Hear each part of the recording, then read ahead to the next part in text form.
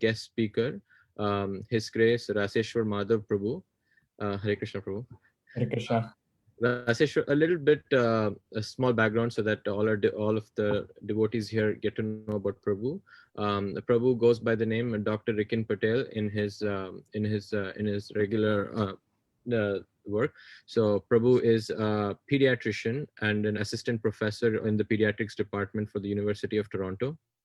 Um, Prabhu, the seed of Krishna consciousness was sowed by Prabhu's mother in his early childhood. So, like you can see that we have so many children program going now, and how it fructifies. So we have a lot of children, Prabhu, that are currently teachers in Stouffville are teaching them about Krishna consciousness and things like that. And as we speak, there are children program that's happening in the background. So similar thing has happened with Prabhu, and Prabhu's mother has given the seed of Krishna consciousness, and it later on fructified, when Prabhu met with devotees during his schooling, when Prabhu was doing his masters in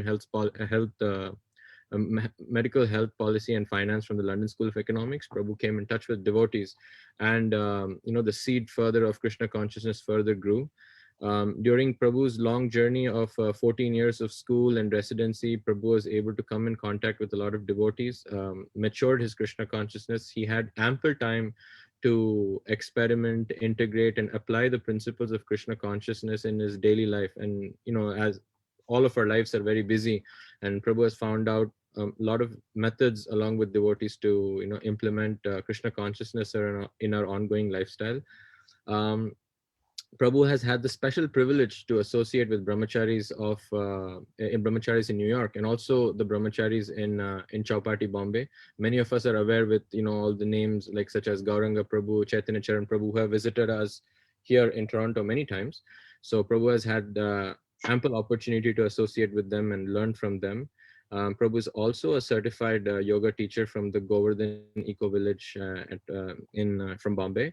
So considering Prabhu's multi-talented, I would say, on all aspects, Prabhu will give us a wonderful class on Bhagavad Gita from his experience and various viewpoints. And Prabhu is a very beloved disciple of His Holiness Radhanath Swami Maharaj. And Prabhu, and of all the many services that Prabhu does here, Prabhu was quite frequent to Scarborough previous to the COVID pandemic, but Prabhu is very, very frequent in ISKCON Toronto. Prabhu performs a lot of services, and one of the very important services that Prabhu performs is he empowers devotees, youth such as myself and many others, to become well-rounded devotees, good character development, so that we can go ahead and preach, and all this based on our scriptures written by Srila Prabhupada and the other acharyas. So without further ado, Prabhu, please take us through today's class. Hare Krishna. Thank you. Hare Krishna. So we'll just start off briefly with Jai Radha Madhava. Jai Radha Madhava Kunja Bihari, Jai Radha Madhava Kunja Bihari, Gopichanna Vallabha Givaradhari, Yashoda Nandana Brajajana Ranjana, Yamuna Tira Vanachari, Jaya Radha Madhava Kunja Bihari. Hare Krishna, Krishna Krishna Hare Hare, Hare Rama, Rama Rama Hare Hare. Jaya Prabhupada, Jaya Prabhupada, Jaya Prabhupada, Srila Prabhupada,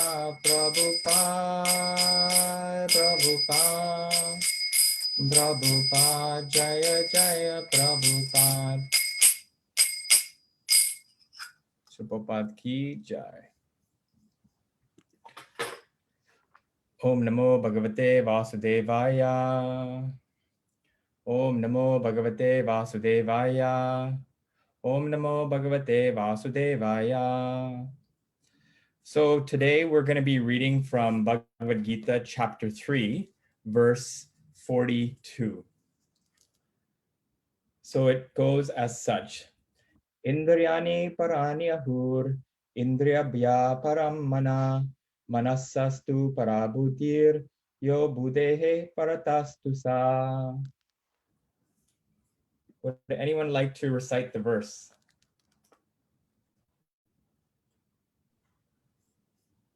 Anybody want to go with the verse? Okay, I think I'll go ahead with the verse. Probably. Okay.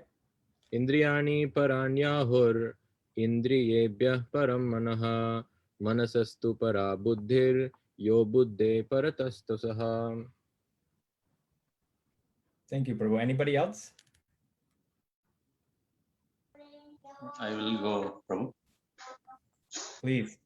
Indriyani prahyanyahir indriyavya paramanaha manastu parabuddhir yo buddhe padastu saha. Anybody else? I can go, Prabhu. Okay, thank you, Mataji. Indriyani paranyahuhu, indriyebhyah param manah, manasastu para buddhir, yo buddhe paratastu saha.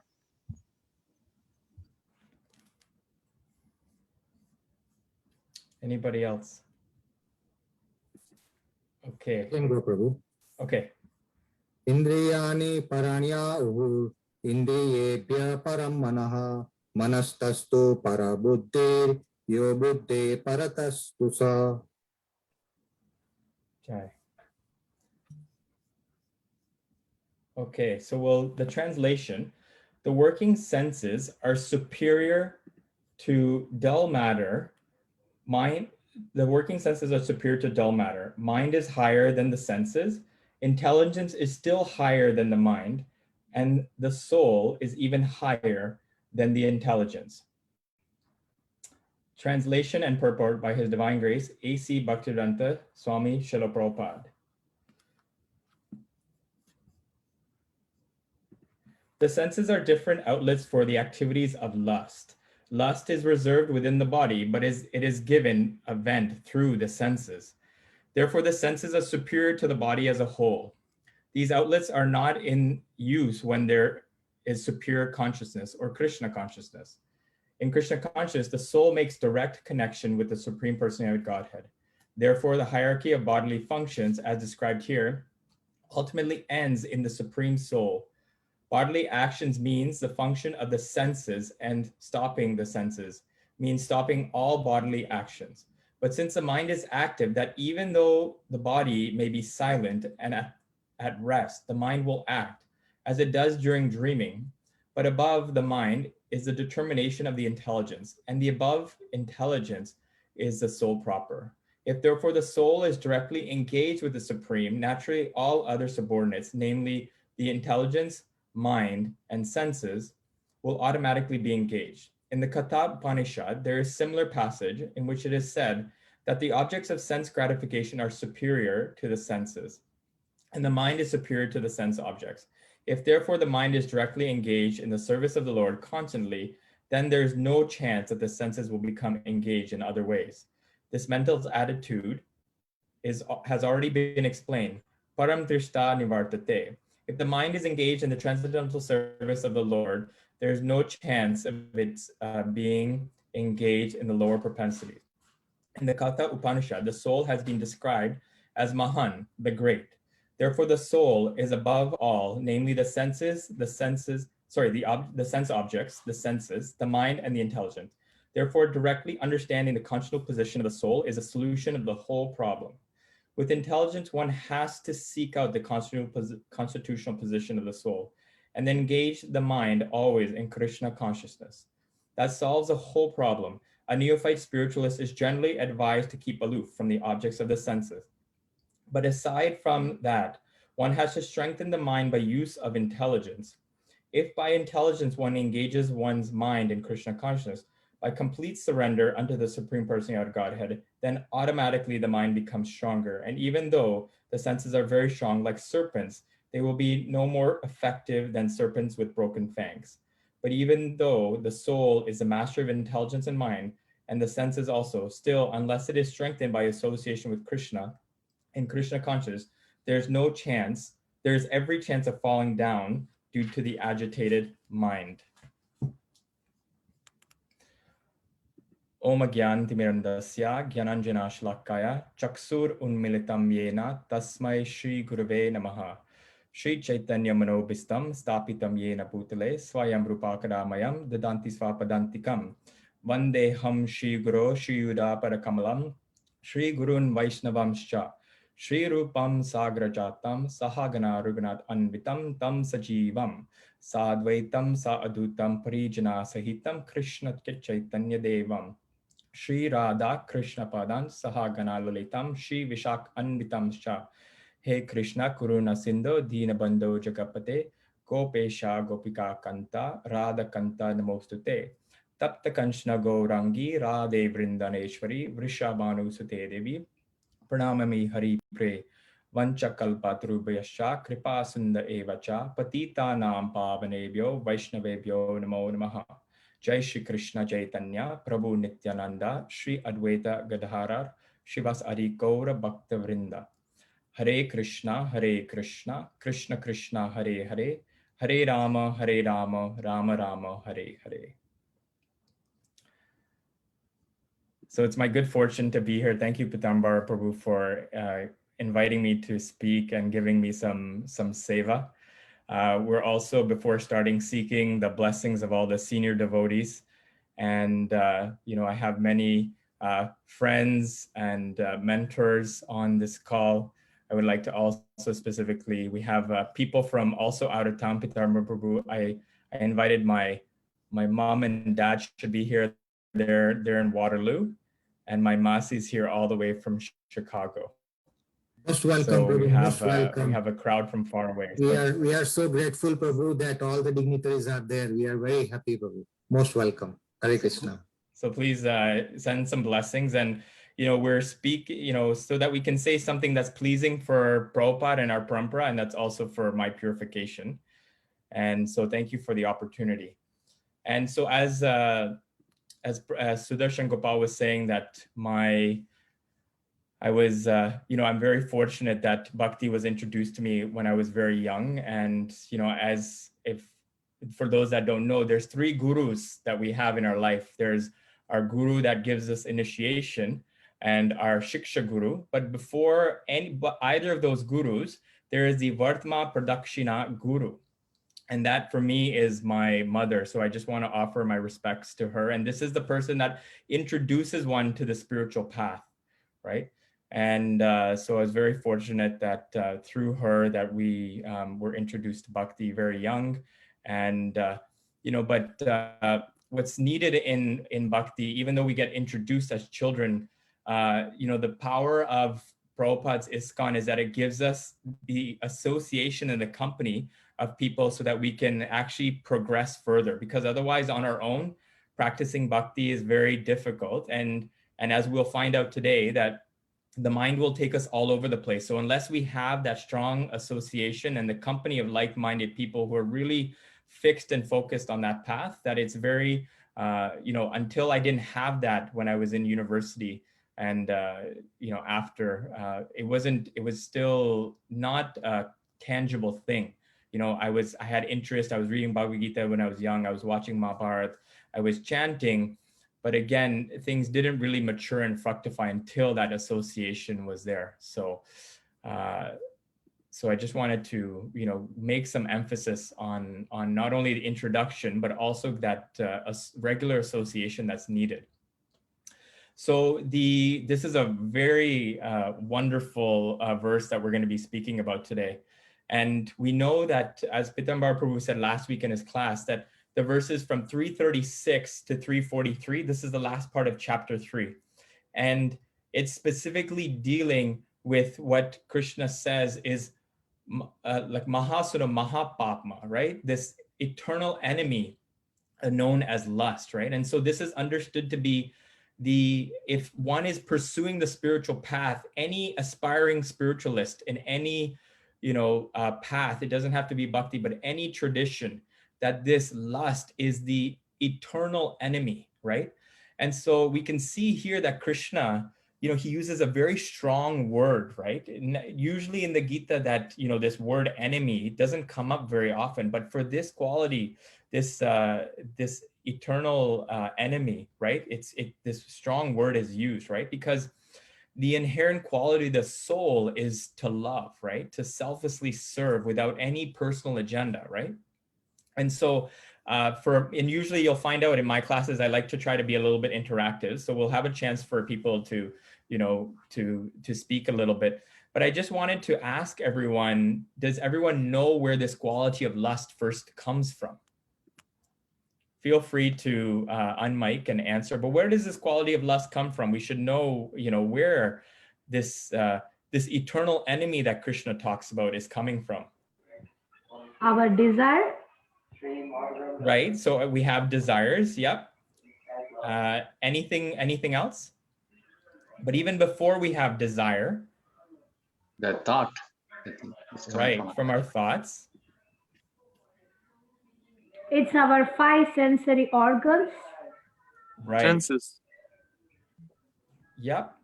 Good. These are all good answers.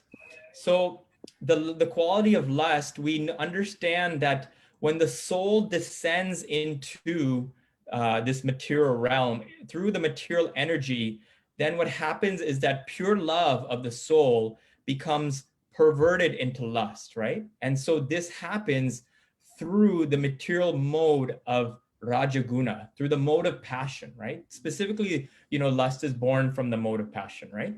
And so until the material entity, the Jivatma, does not come to the material realm, it's still in that pure state. But after it touches, it gets contaminated with the material energy, then, this quality of lust comes about. And really, according to our understanding from our Shastras, is that we were all originally in the spiritual world, right? As jivas, we were all originally serving Krishna. But one day we were all looking at Krishna and we saw that he was being served. And we thought as individuals, we thought, you know what? I want to enjoy like this. I want to know what it feels like to be the center of attention and to be that center, right? And so this whole material creation is there, created by the Lord, so that we can try to enjoy as Krishna is enjoying, right? And so the path of bhakti really, the journey of the soul in this material world begins when we finally realize that we can, no matter what kind of situation we are in, it is impossible to be like Krishna and to enjoy, right? And so I know Pitambar Prabhu talked about this briefly too, but we'll just go over it. But some question that I want to ask, we're going to get a little bit more specific, but how does lust show up in our day-to-day life? Has anyone thought about what is this quality of lust, right? And how does that show up in our day-to-day life? Feel free to speak, anybody. Like it diverts our mind. Like it tells our mind, go do that, go do this. Yes. Anybody else? How does lust specifically, show up in our? The lust will show up like whatever we do, we want to do it more and more and more and more, like without satisfaction. Right. The lust turns to do it more and more. That's the quality of the lust. Right. Yeah, that is the quality of lust. But I want to be very specific. How does it show up in our day-to-day life? I know people on this call know. I know people like Ananda Madhava knows. I know that Ilesh knows. I know these people know. Shows how we get an anger. So that is definitely the product of unfulfilled lust. But you're right. It stems from lust. Yes. Hare Krishna, Prabhu. I'll take a guess at this. But Prabhu, I believe it could be material impulses that come to us, signifying impulse impulse reactions to stimuli. Right. Yep. That's there. So I will just be very blunt then and put forward, the most people, when they think about lust, the grossest way that lust comes about in our life is in the grossest way, it's a desire for sex, right? That is the grossest form of lust desire. And specifically sex when it's not for the purpose of procreation, right? Because Krishna says specifically in the Gita that he is also sex, but when it's for religious, when it's for a religious purpose, which is for the, for offspring, for children, right? And so when we indulge in this area of life too much, this is how, our lust, comes about in our day-to-day life. But when it's not at the grossest form, there's also subtle ways, right, that it comes about, right? So when we have this desire to control other people, this is a form of lust, right? When we have a sense of selfishness where we want to just keep things for ourselves, right? This is also a form of lust, how it shows up in our life, right? When Krishna's given us something and we have this proprietorship, this is mine, right? This is mine and no one else's. This is also how, lust shows up in our life, right? So it's not in the grossest way. There's, as we, understand from our Shastra, there's gross sex, right? As we all know, but then there's also, there's going to be subtle, sex, right? The desire for fame, the desire for wealth, prestige, right? Name and fame, right? These are all subtle forms of lust, right? And so the reason I wanted to, make that clear is because I want people to really explore within their own heart, that really lust is ultimately whenever we've come, whenever we realize that it's me, myself, and I, this basically equals lust, right? In any way, shape, or form, when it's the pronouns of me, myself, or I, this is always going to lead to lust, right? And we know that when this consciousness is there, and this is the reason why it's called the eternal enemy, is that it's there for a long, long time. Even though the gross lust may be gone and that desire, the sex desire is not there, the subtle lust is there for, even we understand it's into the final stages of bhava before prema, that lust can still be there, right? So we know that it's a very difficult thing. And Krishna, he specifically gives the formula that if we want to rid of this lust, right, that in Bhagavad Gita 5:29, Bhoktaram yagatapasam sarva loka maheshwar sarva bhutanam gyatva mam satim richati, that unless we don't realize three things in our life, there's no chance of getting rid of this lust. One is that we must understand that Krishna is the recipient of all our endeavors and he's the only enjoyer.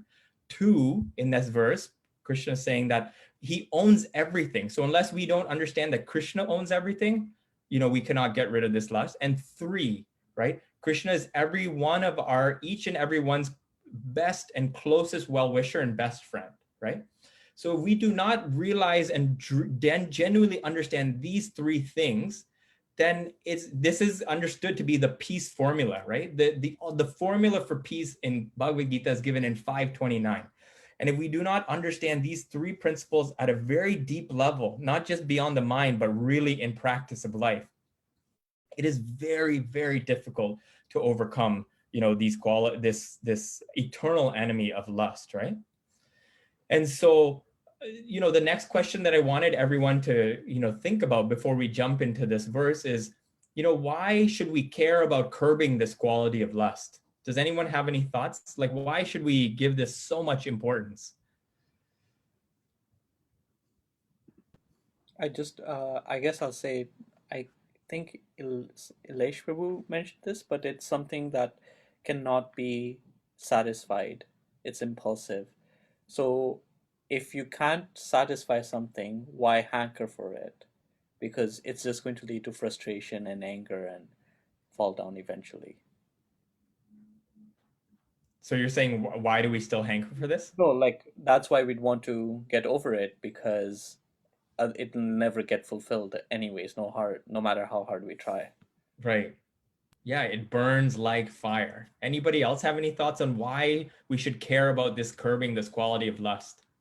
Because it adds on to our karma, and then the cycle of death and birth will continue, so we'll not have any we cannot like get liberated. Yes, Mataji, thank you. That's such a good point. It's very good. Yes, we can't get out of this material world. There's no liberation. But what is the soul? What are we all searching for in life as the soul? What's the general collective pursuit that every single one of us is searching for? Happiness. Exactly, right? So the point here is that if we do not curb this quality of lust, we are in fact selling ourselves short in this pursuit of happiness, right? And that might sound like a significant thing, and it is, because most of us are, very much controlled by the modes, right? I mean, myself included, sometimes it's hard to, break free of this mode of passion. But we are in fact selling ourselves short in this pursuit of happiness, right? And the way, I always go back to what Prabhupada said that speaks to this point. He says, spiritual life is tough. He doesn't deny that it's not tough, but he says, material life is impossible, right? So take your pick. Do you want tough or impossible? And when we give into this lust, it's the same thing, right? It burns like fire. So we can either, take the tough path or take the impossible path, right? And when we choose to curb this lust, then we are at least taking to the difficult, tough path. But the other way, you have no chance, right? There is no chance, right? And, we see, that lust really cheats us of a progressive and a happy life. And it really only offers us this meager, instantaneous, temporary gratification in return, right? And how does it cheat us, right? How does lust cheat us? It cheats us because it covers the knowledge of the absolute truth, right? It's understood that knowledge, that in the 20th verse, that only knowledge is what makes the difference between what we do is it differentiates between working for Krishna and working for fruitive results. Only knowledge. Knowledge is that quality and characteristic. It's the only thing that can cut through, right? This lust factor that blinds us, right? So this knowledge is very, very important, right? And then just to emphasize how serious, I just want to ask people, how serious do they think this problem is of lust? Like, is it a small thing? Is it I should think about it once a week? Should I think about it like once a month, once a year? How big is this problem to everybody? Prabhu, if you ask me, I believe it's dangerous as an addiction. If people don't realize how addicted they are, they'll be in denial. They'll never seek the help. Unless you recognize that you have the problem, you don't think you don't have the problem. It's that dangerous and insidious. Right. Yeah, you're right. And so that's what you make that's the good point, is that it is very serious. It is very big, and it's a huge, big problem, because Krishna doesn't say just like that, all devouring, sinful enemy of this world, right? That's a big statement that Krishna makes, right? It's his own words, right? And he says it burns like fire, right? And so, because this Krishna uses this word like enemy, right? It's not like something to just smile at or joke around with, right? This is a very serious thing, right? Right? And so we also, as sadhakas, as practicing devotees, we must also approach it with that same level of seriousness, right? I always think about, Gaur Gopal. If anyone's watched his class, he always uses the word like japat, right? And japat, we need like a serious japat on this lust, like every single day, right? It needs to be very intense, right? Because if you look, I was reading Burijan Prabhu's Surrender Unto Me. It's a great summary, and he explains Bhagavad Gita. But in Burijan Prabhu's Surrender Unto Me, he says in Raj Niti, so in the Niti of instructions for Kshatriyas on diplomacy, it says that the enemy can be controlled with 4 things. It can be controlled by nice words. It can be controlled with gifts. It can be controlled with position. And finally can be controlled by punishment, right? But he makes this point that because lust is mahapapa, is that it's the mightiest and biggest of all enemies, the only way Srila Baladev Vidyabhushan says that lust can be controlled. None of the ordinary methods are good enough for lust. Good words aren't good enough. Gifts aren't good enough. Positions not good enough. Only thing Baladev Vidyabhushan says that can, that we need for lust is punishment, danda, right? That's the only way to deal with lust, right? And so I was thinking about this, like, because it was like very much jarring for me that how often, right? I want everyone to relax. When was the last time we punished ourselves when we noticed our lust arising, right? But that's what it takes, right? Like we have to have that kind of intensity, and we have to have that kind of, in one sense, reprimand for ourselves, right? Our own minds when we kind of fall into that trap. Because if we do not have that intensity, as Ilesh was saying, we're done. Like we're floating, we're just kind of like sinking, right? And so, I just wanted everyone to reflect, and I wanted to frame and say how big, this situation is, this verse that Krishna picks up in 342. And so similarly, when we deal with the enemy, right? When we deal with any type of enemy, we want to be able to locate where the enemy is, right? So no one goes into battle, right, blind. Everyone knows where the enemy is, right? So Krishna, in the verses previous to this, Prabhupada gives us he tells us where lust sits, right? He tells us that the enemy in the form of lust has taken strategic positions in the body, right, of the conditioned soul. Where is that? In the indriya, in the senses, in the manas, in the mind, and in the buddhi, in the intelligence, right? So I wanted to make this a little bit more visual, right? So I'm going to share my screen so that we can now really understand this verse of 342 because Krishna in this verse, he's talking about the order of this verse, and we can understand how we can approach, right? This, we can understand how we can approach this, with,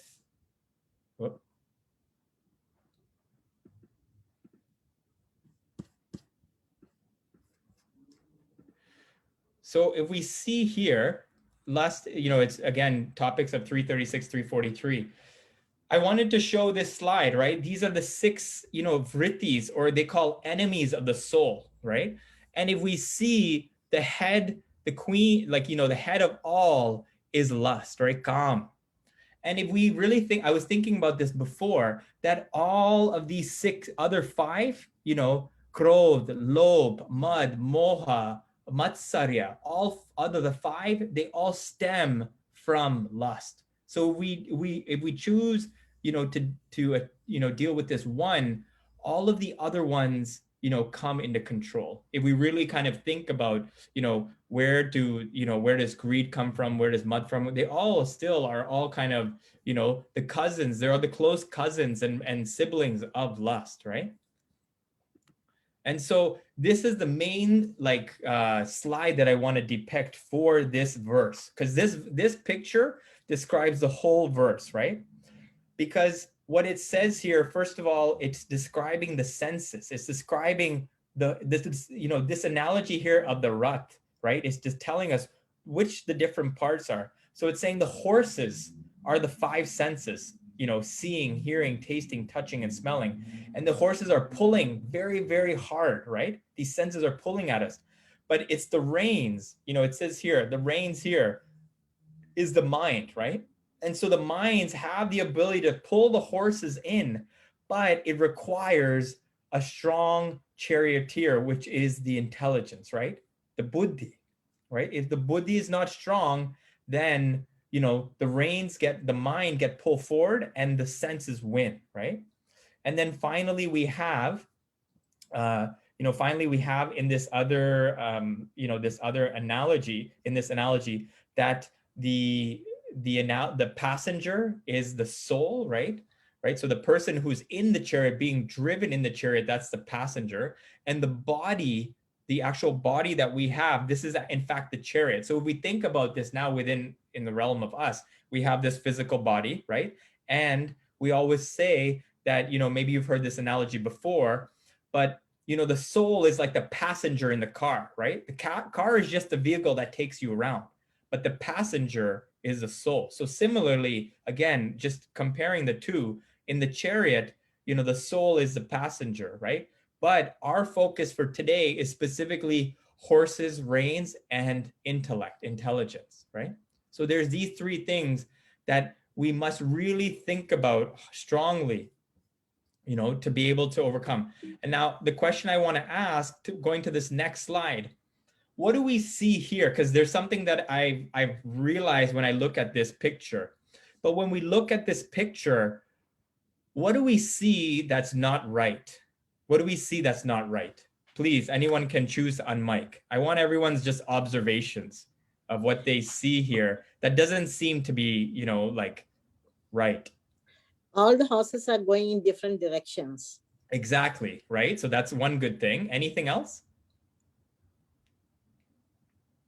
Look at the reins, look at the chariot is being driven very rashly, very rash driving. So right, and how do you know that, Prabhu? Soul is very, very much afraid now. Right, and how do you know? Yes, exactly, right? Because you look at the soul, the passenger, and you look at even the charioteer, and look at their face, right? Right, look at their face, right? This is a result of, this, like now we can say the senses, which are the horses, they're completely out of control here, right? They're completely out of control. And so therefore, they're pulling very hard on the reins, right? And so the mind has no ability right now to control the senses. And therefore, the intellect is finished, right? The intellect has no chance here because the senses are so strong, right? So I really want people to visualize this, because I want people to see in their life that every day, we have our senses, we have the mind, and we have the intelligence. And if you could think of it as like a tug of war, people have seen like a tug of war. Two people are pulling on two sides, and you have in the, the middle, right? So our mind is in the middle of the senses and the intelligence, right? And depending on if the intelligence is pulling, we're going to come to the side of the intelligence. The mind will come to the side of the intelligence.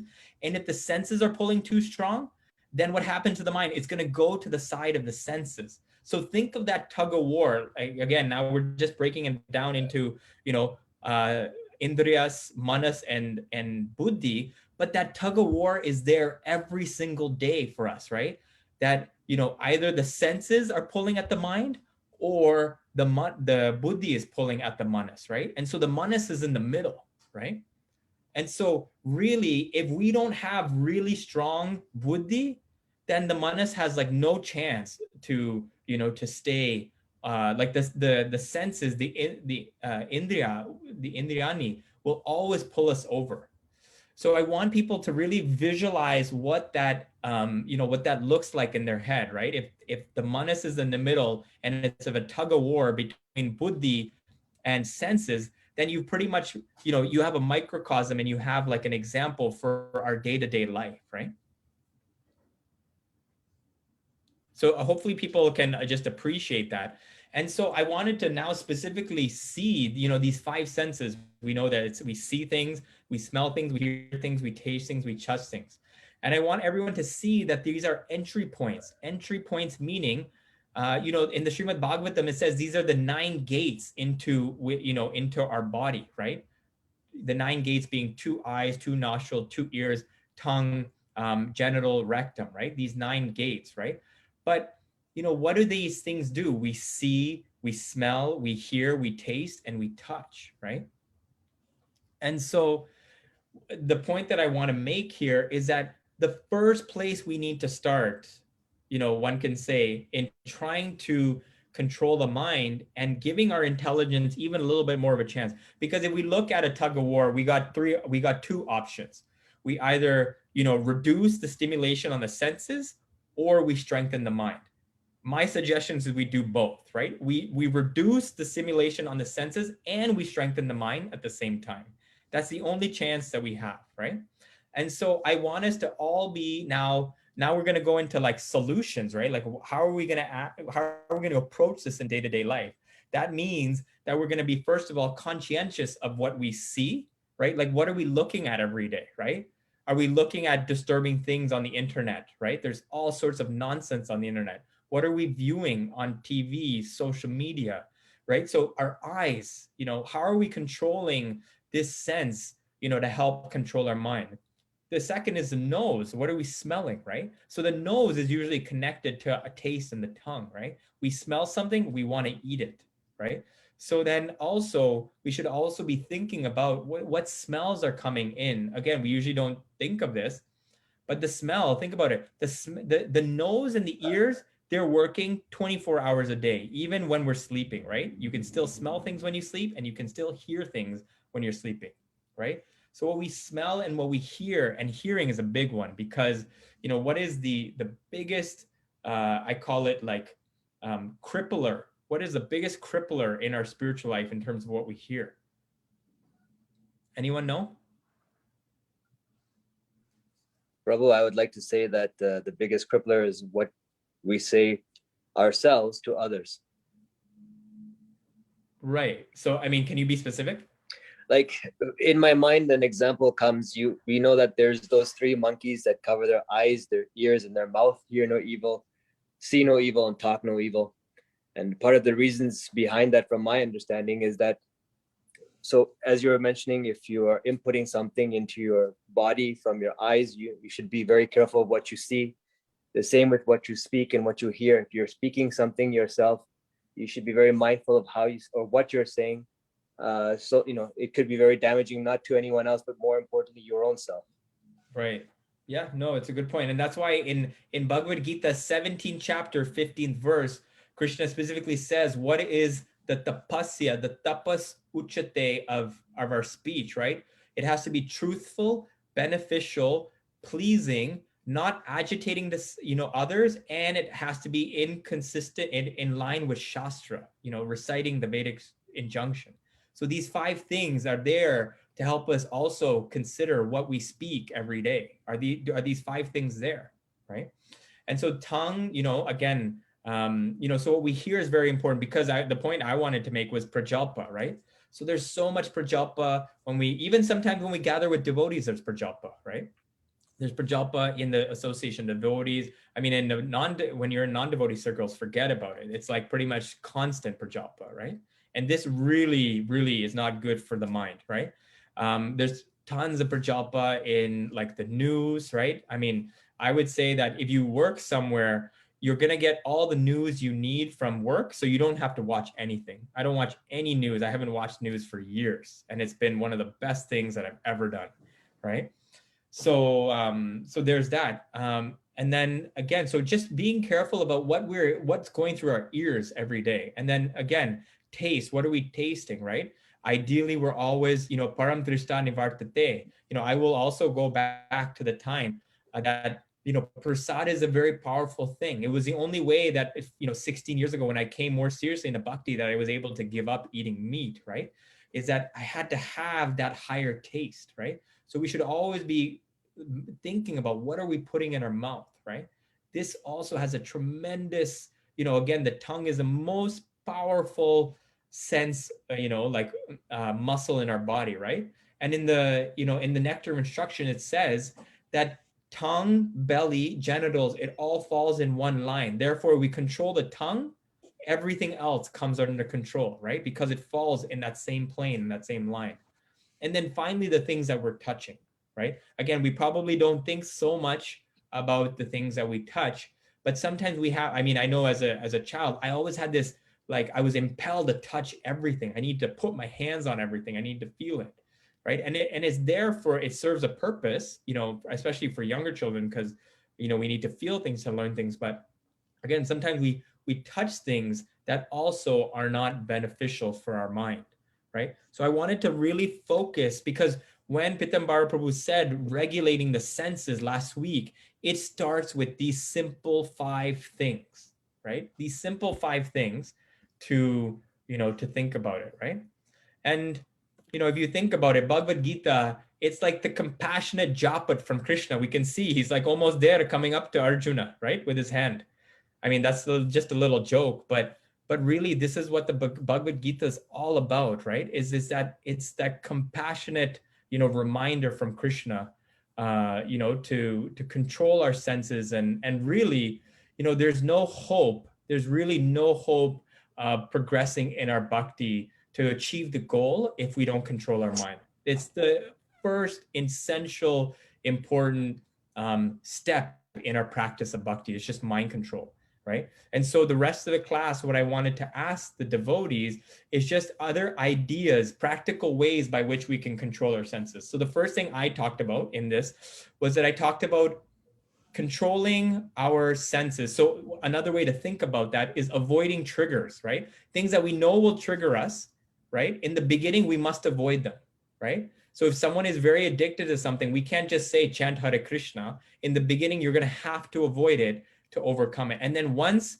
the buddhi strengthens, then you can be around, the temptation and still be okay, right? But in the beginning, there must be avoidance, and we have to detach ourselves from those triggers.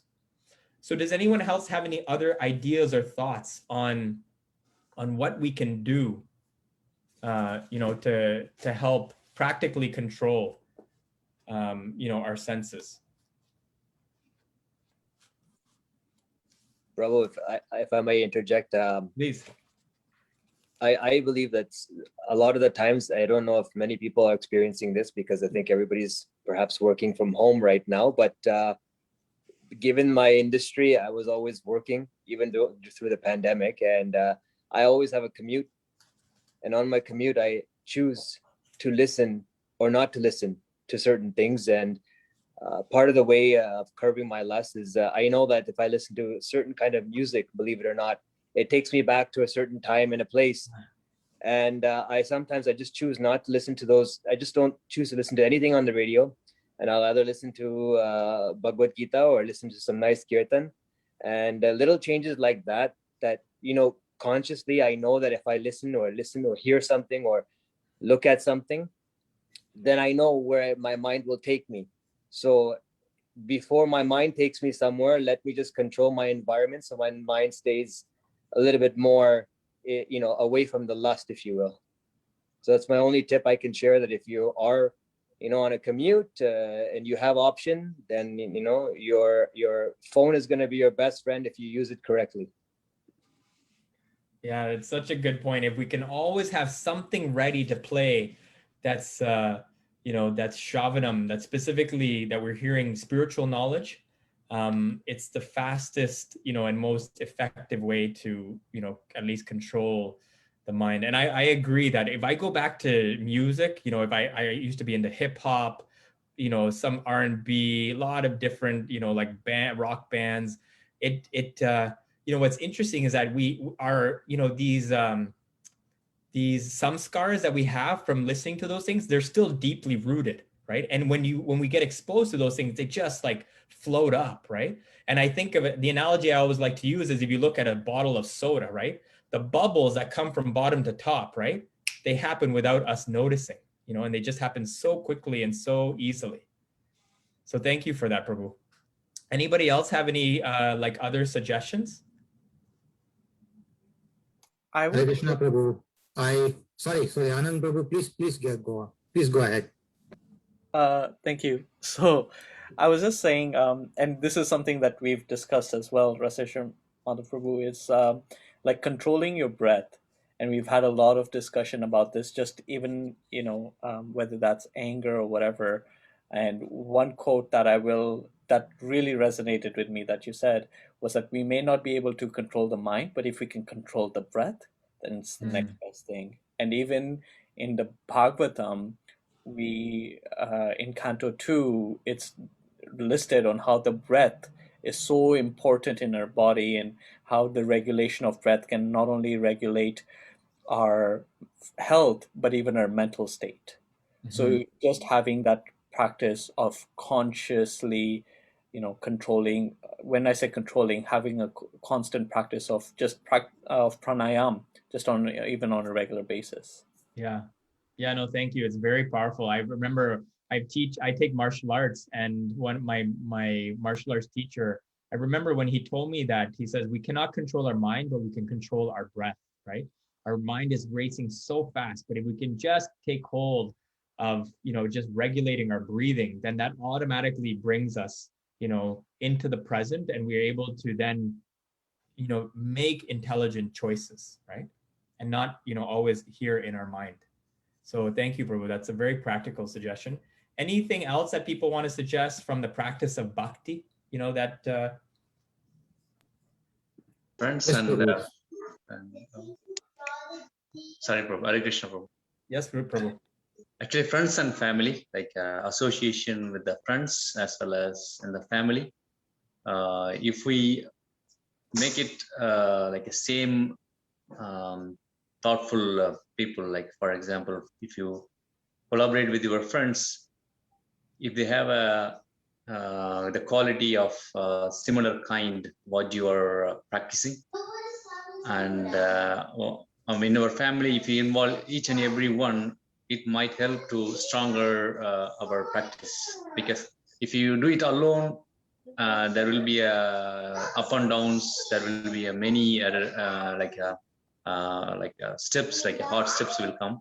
If you do it as a family, if you do it as a friends group, it will create a situation we can maneuver ourselves like very easily. Like we can deal the things very easily. It's helpful to go in a faster and like a specifically good way in way.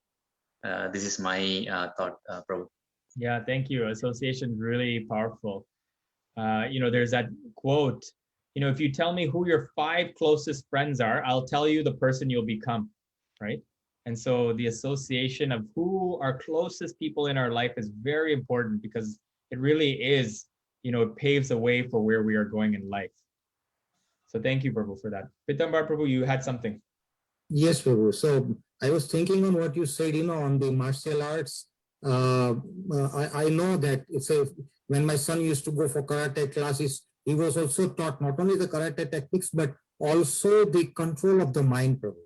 Because control of mind is imperative, because karate is basically defense, not attack. So it starts with the control of mind. And the second point I wanted to make is I fully agree with Ilyas Prabhu on commuting. For those people who have got long commutes, Prabhu, what I have done, and this is a practical tip, that as soon as I start my car, the Bluetooth gets connected to my cell phone, and automatically cell phone will play Srila Prabhupada's lecture or some Acharya's lecture. So that really helps, Prabhu, to keep you in that constant mood of Krishna consciousness. Thank you, Prabhu. That's a really good point. And you're right. If we, especially for the younger generation, I mean, I very much always encouraging, both boys and girls, because they, at that age, they have a lot of energy. They need some practical engagement. So something like a martial art, a physical activity like that, where they have a focused way to, use that energy in a healthy way. It's also a really good way to help, control the mind, but also, there's an element of discipline there too. So it's also good. But yeah, for our practical purposes, hearing, having that just ready to go is a very strong, like powerful thing, because, it's so easy. I'm sure people notice how quickly, the mind can work, right? So anybody else have any thoughts to share on what? Spending more time with devotees and in devotional services. So by that, our mind, we can control the mind, because we are always with like-minded people. So maybe we get influenced by their way of leading a life, by their talks and by their advice, and we might try to bring those things in our life. And one more thing I think is it's better not to be idle, because there's a saying, right? Idle man, devil workshop. So if we keep our mind idle, or if we stay like without doing anything, then our mind keeps running here and there. So it's better that we focus on what's our work and what's our aim in life, and that way we can keep our mind in control. Thank you. That's a really, really, really great point. Anyone else have any other thoughts? But you're Prabhu, right. Sorry, go ahead. Sir, Prabhu, if I may just tell you one more thing that happens at my workplace, at my office.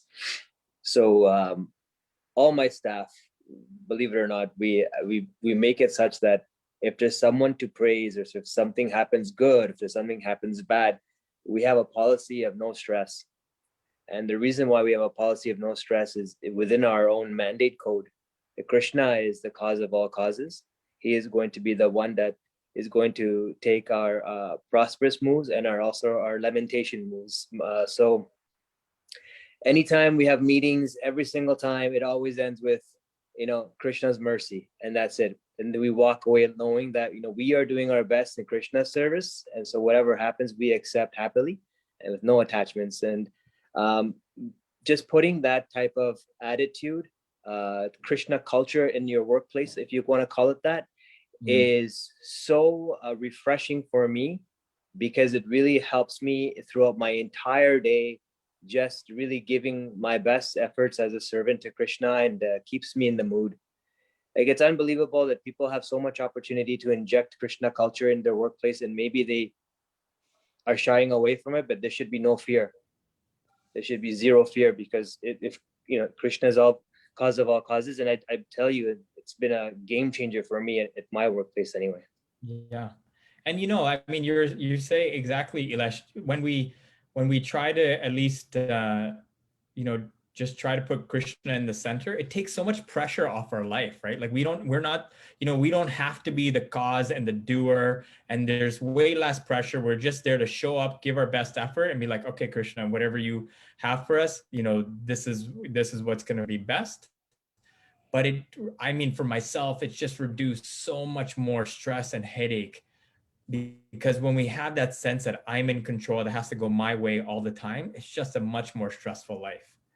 So yeah, thank you for just reminding us of that.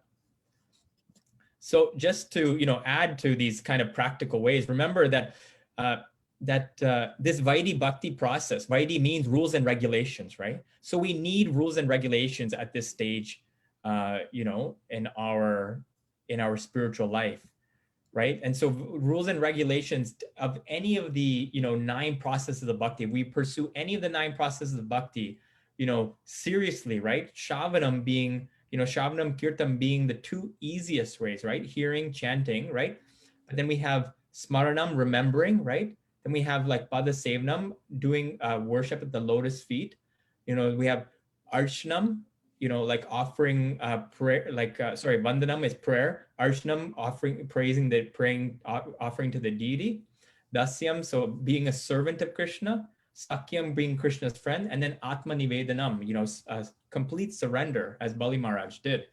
So if we remember these 9 processes of bhakti, that any one of these 9, if we're at least mixing our day up, I would like to say, with these 9 processes in some way, shape, or form, then this is really going to be what keeps, it's only by devotional service. And this is the one big point that I want to make, is that, we can avoid the triggers, and we can control, try to avoid and control our senses. But ultimately, like discipline is also required.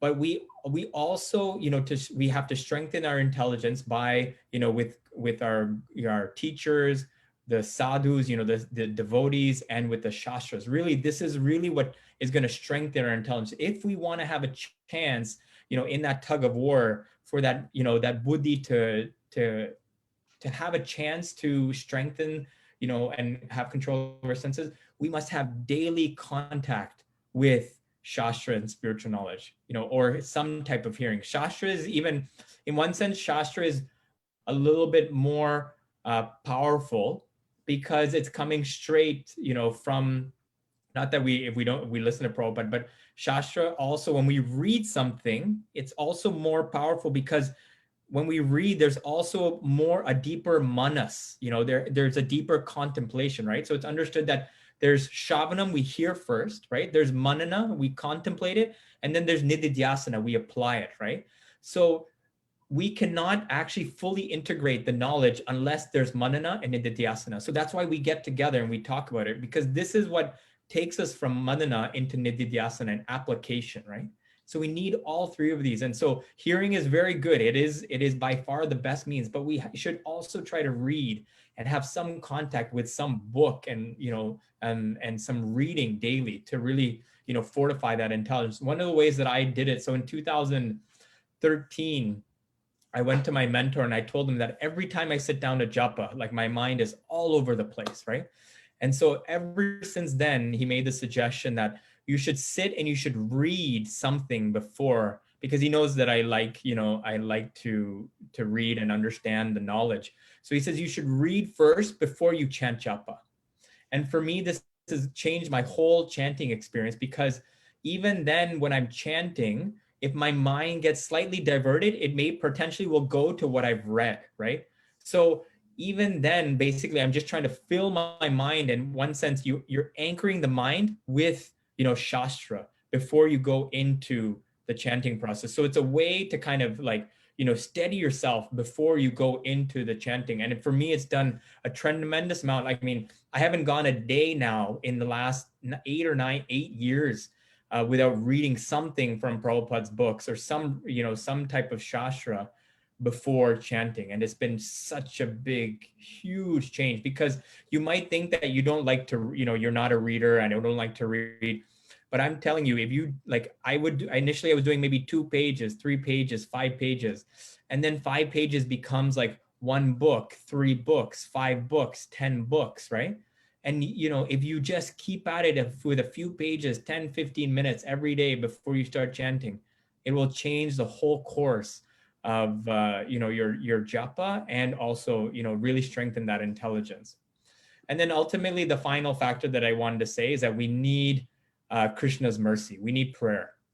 To think that we can, do this on our own strength is still very, Krishna says that Mama Maya Duratyaya, it's very difficult to overcome the material modes of Teja. Duratya means very difficult.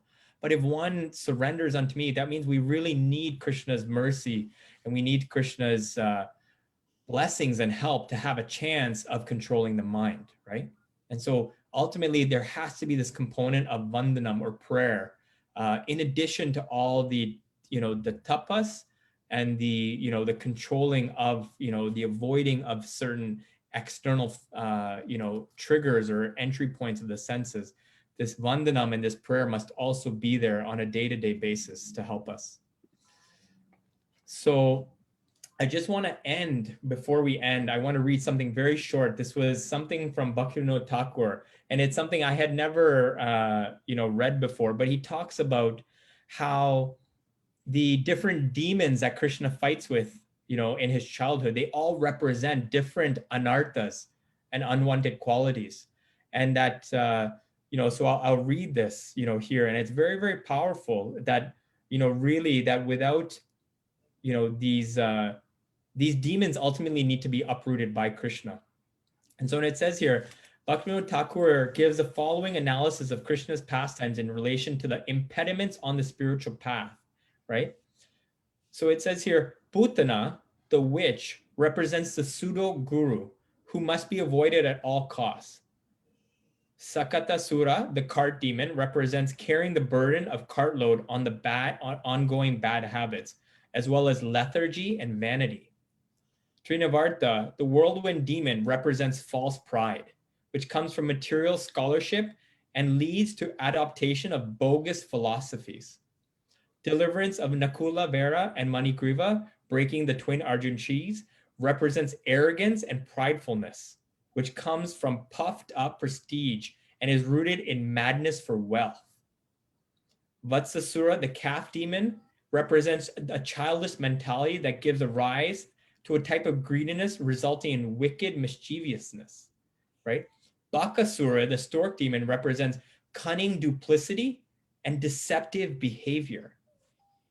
Agasura, the snake demon, represents cruelty and violence. The Brahma Vimona pastime, Lord Brahma sealing the cowherd boys and calves, represent mundane activities and speculative scholasticism. Dhanakasura, the ass demon, represents gross material intelligence, ignorance of spiritual knowledge.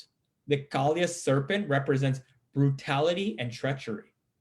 Krishna's pastimes of extinguishing the forest fire represents intercommunal discord amongst Vaishnavas. Pralambasura represents lusty inclinations and desire for personal gain and honor. The second forest fire represents disturbances of religious principles and interference with religious people by those who are atheistic. The pastime of the Brahmins performing the sacrifice represents indifference toward Krishna caused by pride because of one's own status or caste in Varna ashram society. Overcoming the pride of Indra represents demigod worship and tendency to think I am supreme. The pastime of Nanda Maharaj being captured by Varuna represents thinking that spiritual life can be enhanced by intoxication. The pastime of Nanda Maharaj being swallowed by Vidyadhar, the snake, represents rescuing the truth of Krishna consciousness from being swallowed by impersonalist philosophers. I'll keep reading. The conch shell demon and getting the jewel that was stolen by him represents acquiring name and fame and the desires for sensuous enjoyment under the plea of devotion.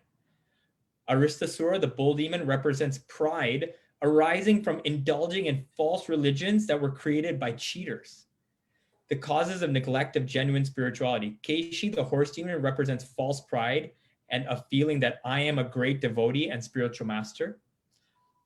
Vyomasura, the demon in the sky, represents associating with thieves and other rascals, with people who put themselves forward as incarnations of God. So basically the point that, Bhaktivinoda Thakur is making is that to overcome all of these, like Krishna had to come himself to personally kill all these demons, right? And so these demons all represents anarthas within each of us, right? We cannot say that we're completely free from all of these things, right? And so we must also pray to Krishna, for helping us to uproot all of these different anarthas that are represented by these demons. I mean, when I read this, this section, all the pastimes of Krishna had a whole new significance in my life, because I could see that, the killing of these demons also represented a killing of certain qualities that are also within us, right? So on that note, that will be it from myself. If there's any questions, I'm happy to take any questions to end. Thank you so much. Hare Krishna. Any questions from anybody?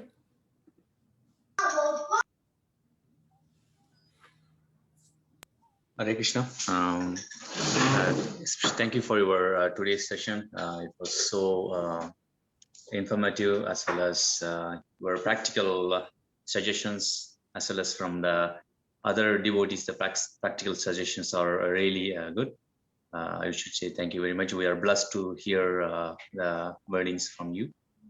And my question is actually your background. Every day you're dealing with the youth and kids.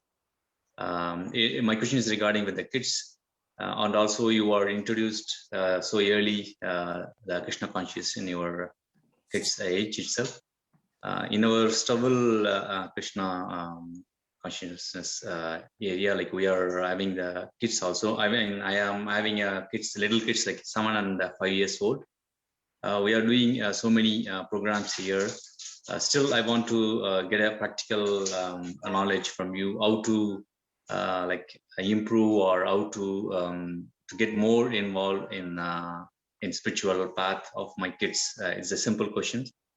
Maybe it might be useful for everyone, might be to me also. Thank you, Prabhu. So, I mean, in this regard, you're still my senior because I don't have kids myself at this time.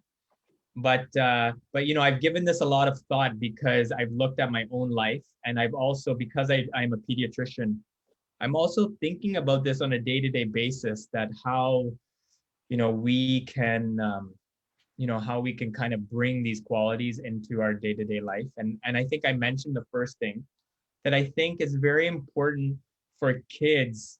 First of all, they need to not just be, engaged in the physical practice of bhakti, but they, they need to also have some physical engagement. So I talked about some sort of activity, right? Martial arts is something very good because it not only does it have, a physical component, but there are elements of discipline. There's an element of learning what it means to be a student and have a guru or a teacher. That's also important because, one of the things that's missing in today's society is that, in the Vedic times, after 5, the children went to Gurukula and they learned from a teacher that wasn't their parents, right?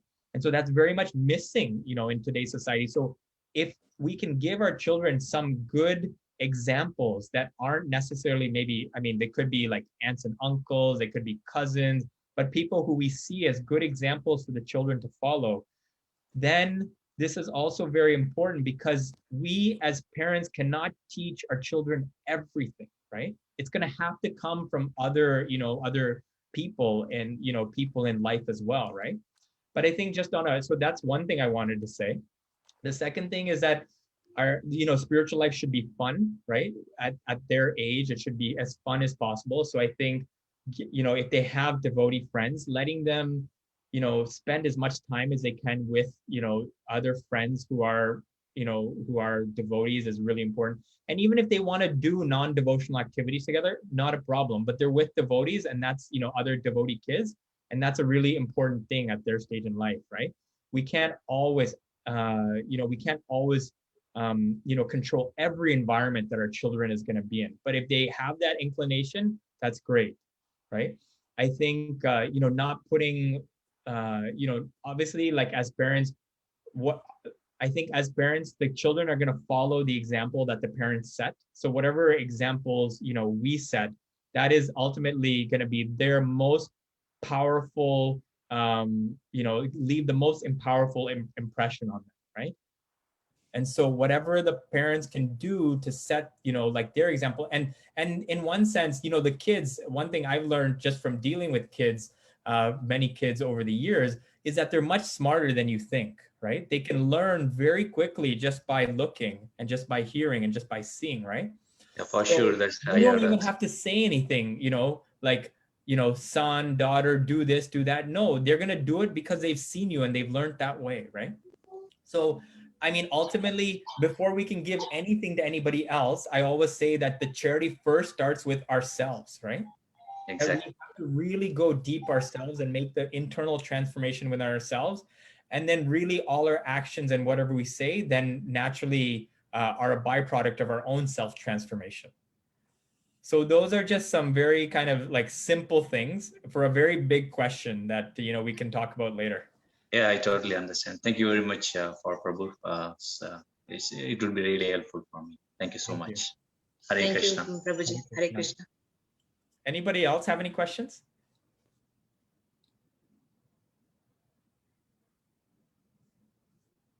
Ilesh Prabhu had his hand up earlier.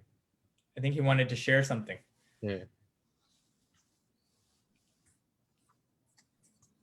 Sorry, Prabhu, thank you. Hare Krishna. What I was gonna suggest is that you made a point that I know you don't have kids. I have little kids in that age category, and one of the things you said was spot on. Not just that we should be the example for the children, but the real challenge is how do you get them excited about Krishna and Krishna consciousness. And so some of the things that we've done is that we have these little Krishna stuffed animals, stuffed dolls, right? Krishna dolls and whatnot. And then it's also, as you were talking earlier, is controlling what you see and what you watch.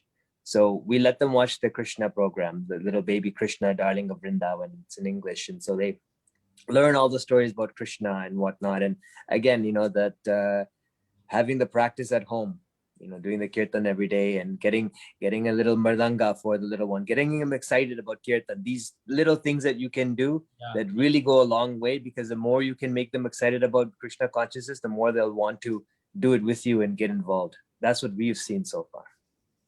Yeah, no, thank you. And for, Suresh Prabhu and just others who are parents, one of the things that I've come to see, because I'm doing a lot of outreach with high school, university students these days, and it's a very difficult, sometimes age for, practically, getting people to kind of take the bhakti.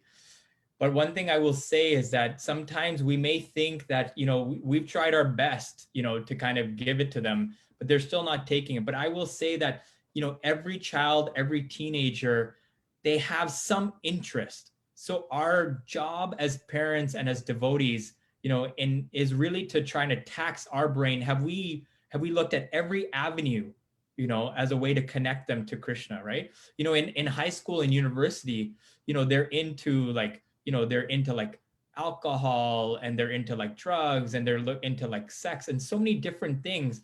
So, I mean, Ananda and I will tell you that we're thinking, like, we're going back to when we were students. We're like, okay, these were the things I'm interested in. How do we connect Krishna, to their, like what's going on in their life, right?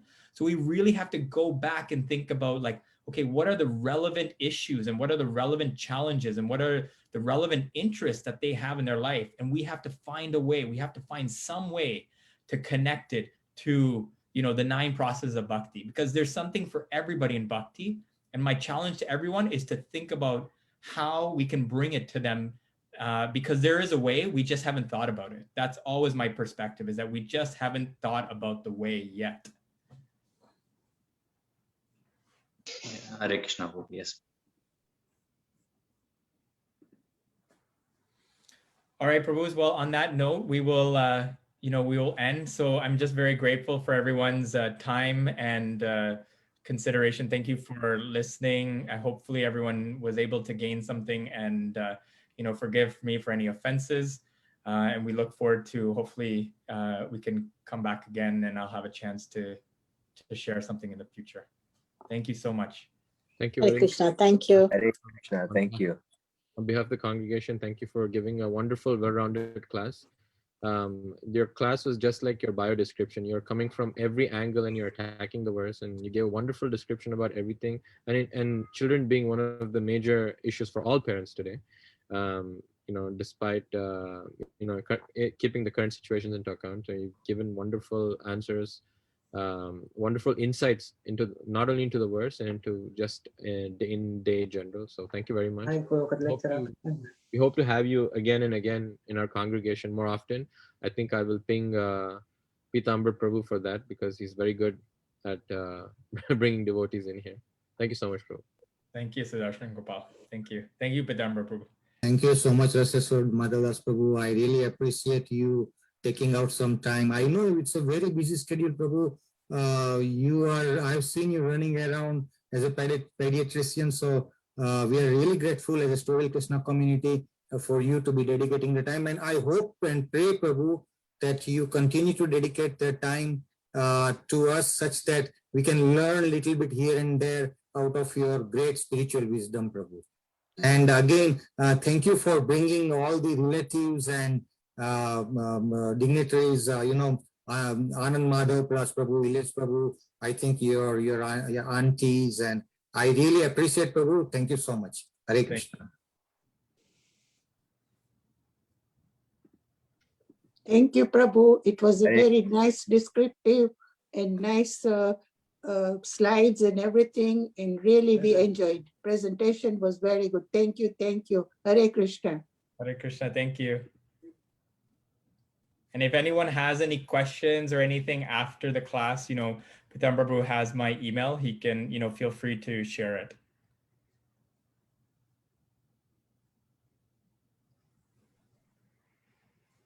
So, Thank you so much. So at this note, we'll end today's program, and we'll meet all of your devotees back again next Friday. Thank you very much for attending today's class. Hare Krishna, everybody. Hare Krishna. Hare Krishna. Hare Krishna. Hare Krishna. Hare Krishna. Hare Krishna.